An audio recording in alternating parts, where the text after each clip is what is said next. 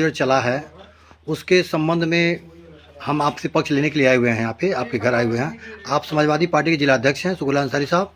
तो मुझे आप बताएं कि ये जो मस्जिद है हाटा में मदनी मस्जिद, उस पर कल बोर्ड जो चला है उस पर क्या प्रतिक्रिया आपकी है और क्या कहना चाहेंगे इस पर आप?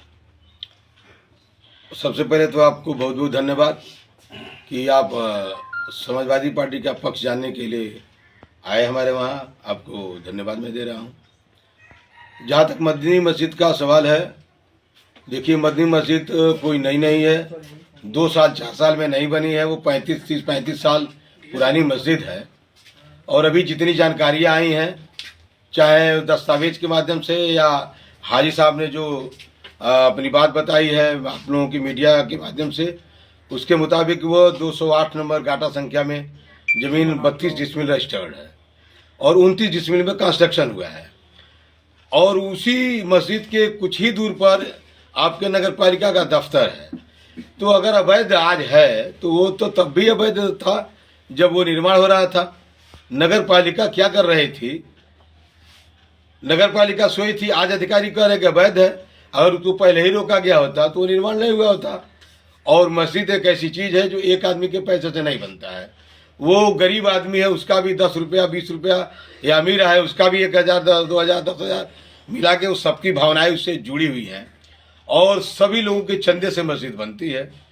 तो मस्जिद बनने के बाद अब उसको यह डिमोलिश करना बता करके कि ये अवैध है, तो ये तो सरकार चाह रही है कि हम अपने जो एजेंडे हैं विकास के, शिक्षा के, रोजगार के, इन सबको छुपा करके एक सेंटिमेंट हम एक बड़े समुदाय में, जो इस देश का एक बड़ा तबका जिसको हम गैर मुस्लिम कहते हैं, उसमें एक मैसेज दिया जाए कि नहीं हमारी ये सरकार मुस्लिम विरोधी है, मुसलमानों को ठीक कर रही है। ये मैसेज जाता रहेगा तो हिंदू सेंटिमेंट मजबूत रहेगा और कोई विकास के काम करने की जरूरत नहीं पड़ेगी, आराम से वोट मिलता रहेगा। तो सिर्फ हिंदू सेंटिमेंट को जगाने के लिए, उसको मजबूती से कायम रखने के लिए सारा खेल हो रहा है पूरे देश में। आप मीडिया के साथ ही बता दीजिए कि किसी मंदिर के खिलाफ कोई अगर दरखास्त दे रहा हो, किसी ने कोई मुकदमा दाखिल किया हो कि ये मंदिर अवैध जगह है, इसको डिमोलिश किया जाए, ऐसा किसी मुसलमान द्वारा नहीं किया जा रहा है। लेकिन सिर्फ इस सरकार में जगह जगह मस्जिद को ही टारगेट किया जा रहा है, जबकि सच्चाई ये है कि कहीं भी चले जाइए तो मंदिर और मस्जिद मैक्सिमम जो जगह है खाली रहती हैं। लोग उस पर सभी समुदाय के लोगों की सहमति से निर्माण कार्य करा देते हैं और कराने के बाद से अब वो सरकार अपना पीट रही है ढिढोरा, अपना ढोलक बजा रही है कि नहीं हम असली हिंदू के समर्थक हैं, मुस्लिम विरोधी हैं। इसलिए हिंदू साथियों आप हमारे साथ बने रहिए, चाहे हमको रोजगार आपको दे, आपकी शिक्षा को दे या न दे, विकास काम हो या न हो, लेकिन आप मुसलमान विरोधी साबित करके सरकार हिंदू सेंटिमेंट को जगाए रखना चाह रही है। इसके अलावा कुछ भी नहीं है। नहीं तो आप नियम कानून से खोजेंगे।